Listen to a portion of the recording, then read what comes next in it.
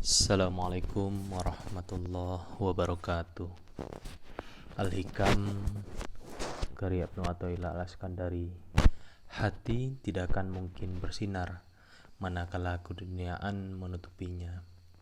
Nah, di sini kita diminta untuk merenung lebih dalam lagi bagaimana mungkin kalbu akan bersinar sedangkan bayang-bayang dunia masih terpampang di cerminnya, dan bagaimana mungkin akan pergi menyongsong ilahi sedangkan ia masih terbelenggu nafsunya.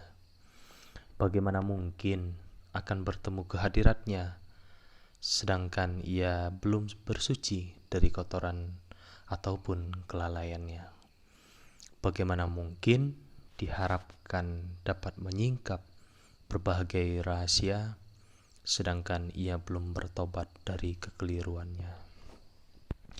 Nah, kolbu akan bersinar terang ketika di dalam kolbu mukmin Baitullah itu tidak ada sesuatu benda apapun, tidak ada sesuatu yang masih kita pikirkan ataupun keduniawian yang masih menyelimuti dan dianggap bisa mendatangkan manfaat serta bahaya. Bahkan anasir keduniawian begitu diandalkannya.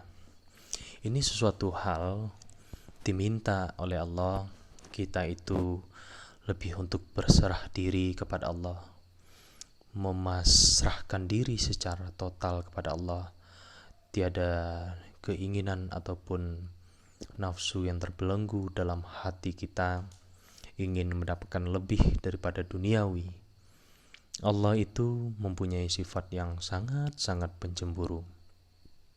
Jika hati masih terbelenggu dengan nafsu, nah di sini kita bertanya dalam hati kita, apakah niat dan hati kita sudah lurus menuju kepada Allah, ataupun masih banyak keinginan-keinginan yang tersamar ataupun nafsu-nafsu yang tersembunyi.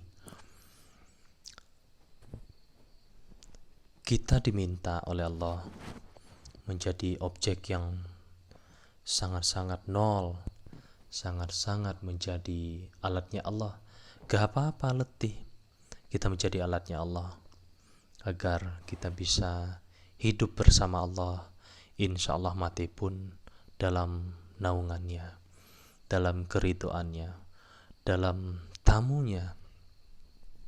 Orang yang dibelenggu tentu tidak akan mampu berjalan. Bagaimana pula hati bisa melihat Allah sedangkan ia masih belum suci dari junub ataupun kelalaian. Lalai itu yang membuat diri ini jauh daripada Allah. Lalai dalam mengingat, lalai dalam gerakan, lalai dalam sholat, lalai dalam berbagai apapun yang menurut kehendak Allah itu sangat dicintainya, yaitu hilangkan sebuah kelalaian kita yang begitu banyak, yang kita punya sifat lupa akan nikmatnya Allah, lupa akan karunia serta anugerah yang Allah berikan kepada kita. Nah, junub tidak diperbolehkan ketika kita masih belum suci, belum menjadi orang yang duyufullah wa duyufur rasul, atau menjadi tamu Allah dan tamunya Rasul. Dilarang untuk memasuki masjid. Artinya apa? Ketika engkau membawa ilah ataupun Tuhan yang lain selain daripada Allah, engkau akan mendapatkan sebuah hinaan dari Allah ketika engkau menghadap kepadanya dengan ribuan banyak keinginan ataupun nafsu yang tersamar yang ada dalam hatimu. Seperti itu pula orang yang dikuasai kelalaian, ia tidak akan diizinkan menemui Allah. Banyak cara Allah ketika seseorang itu dihina oleh Allah, dimalaskan hati kita untuk mengingat Allah, tidak digerakkan jiwa ini untuk menyembah kepadanya. kemudian didekatkan kita daripada apa yang Allah tidak sukai, itu tanda-tanda Allah sedang meninggalkanmu. Bagaimana mungkin hati akan mewarisi ilmu kaum arif sedangkan ia belum bertaubat dari kesalahan ataupun maksiat yang disengaja ataupun tidak disengaja ia lakukan. Nah, dalam hikmah ini Ibnu Athaillah mengungkapkan kejanggalan yang dilihatnya. Menurutnya, bagaimana mungkin seseorang bisa meraih sesuatu yang diinginkannya sedangkan ia masih melakukan hal-hal yang justru merintangi pencapaiannya. Hati akan bercahaya hanya dapat diraih dengan cahaya iman dan keyakinan.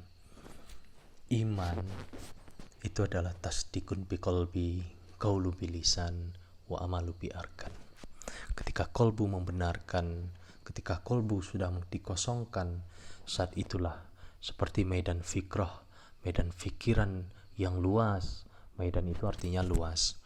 Ketika kosong lapangan tersebut, Allah lah yang akan mengisi kolbu dan hatimu.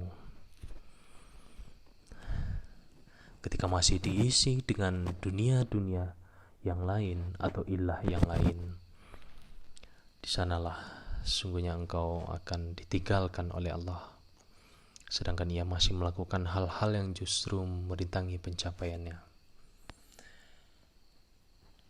Cahaya iman itu disertakan dengan karunia Allah yang begitu besarnya, yang bersama kita. Setelah kita menjadi objeknya Allah, setelah kita menjadi alatnya Allah, perpanjangan tangannya Allah, pengwajahkan sifat Rahman dan Rahimnya, hati yang gelap akan disinari oleh pancaran nur ala nur dari Allah. Perjalanan menuju Allah hanya bisa dilakukan dengan memutus belenggu nafsu dan syahwat.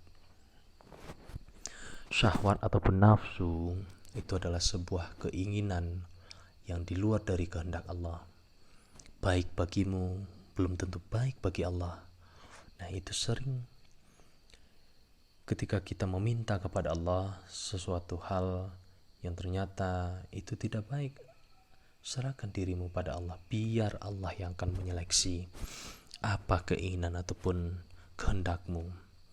Syahwat itu adalah sebuah kondisi kemanusiawian kita yang hanya diberikan oleh Allah adalah untuk menuruti nafsu saja, sehingga lupa dengan pertemuan Allah yang dulunya pernah kita temukan saat di alam rahim, saat di alam nur ala nur, sebuah pencapaian yang atau penyatuan yang tidak bisa dapat dipisahkan, satu kesatuan bak lampu dengan cahayanya, bak matahari dengan cahayanya, bak gula dengan manisnya, garam dengan asinnya.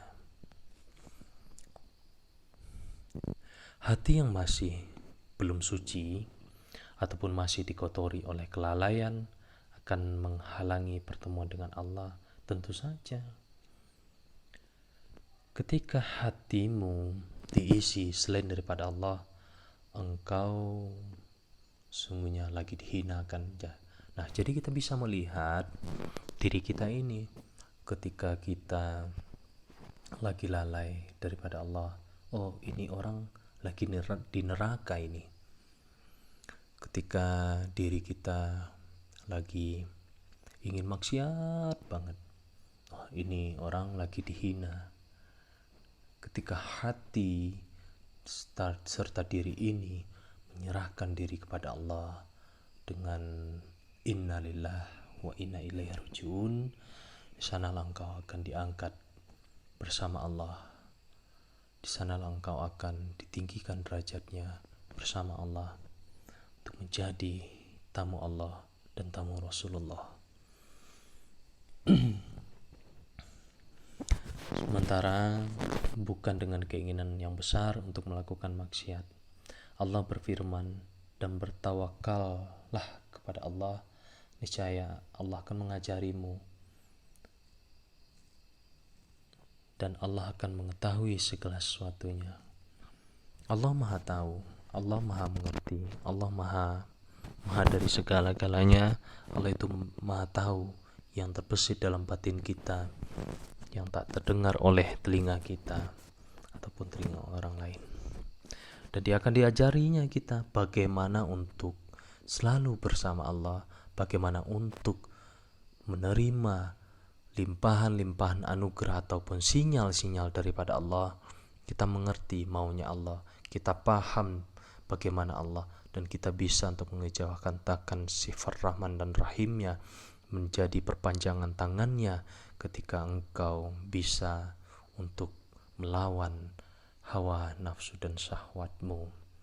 Di sanalah sebuah penyatuan yang begitu luar biasanya, yang Allah bakalan lindungi kita dalam kesempurnaannya dan mengesa dengannya. Baiklah, sedikit kajian Al-Hikam, semoga bermanfaat. Banyak maaf, billahi taufiq wal hidayah. Assalamualaikum warahmatullahi wabarakatuh.